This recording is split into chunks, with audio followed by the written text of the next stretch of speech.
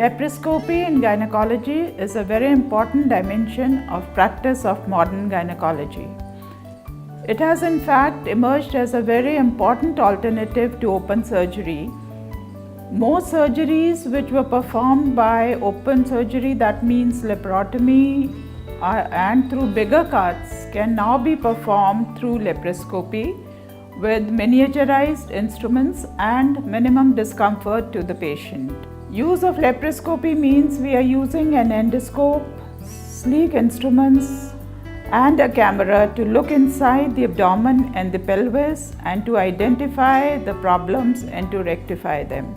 Most surgeries which were being performed, as I said, by bigger cuts which required cutting 6 inches, 8 inches, 10 inches cut on the abdomen to retrieve tumors or fibroids or any other structure, as I've said, we can now do it through very, very small incisions. And these major surgeries include removal of the uterus, which is hysterectomy, removal of the fibroids, and performing other surgeries like endometriosis, surgery for endometriosis, for fallopian tubes, for prolapse surgeries, and ovarian cyst, etc.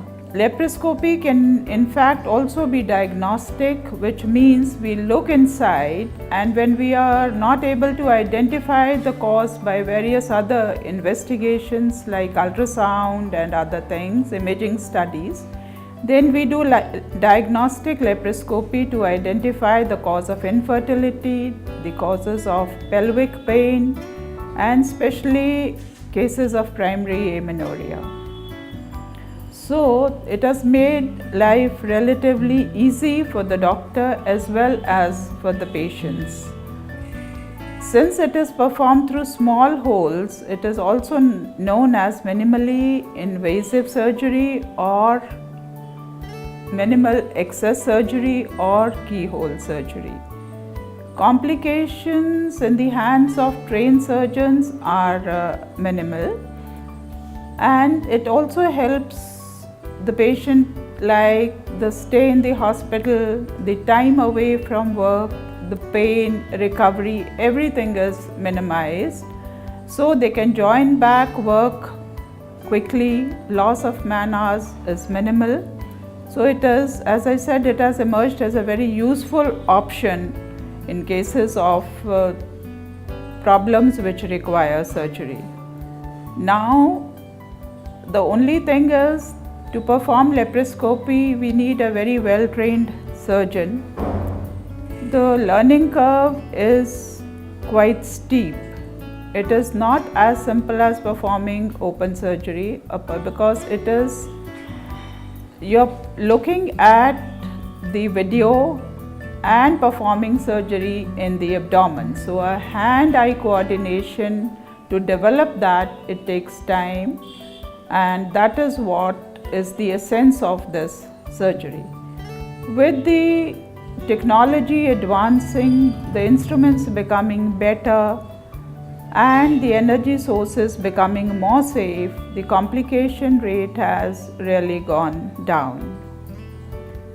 Now, coming to further advancements in laparoscopic surgery, there are two main things which have emerged, and one is robotic surgery, where we use a robot to perform these similar surgeries, but then the precision increases, although that again requires more training, more expensive instruments, but then the precision for performing surgeries deep in the pelvis, especially cancer surgeries, has become more precise with lesser complications and less time consuming.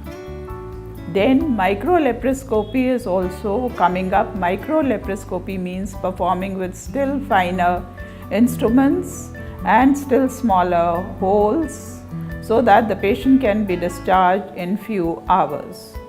Normally, most of these surgeries have now become either daycare surgeries, or at the most, the stay in the hospital involves 1 or 2 days hospitalization, not 7, 8, 10, 15 days, which we used to keep the patients for major surgeries before. So that is how laparoscopy is a boon for modern gynecology.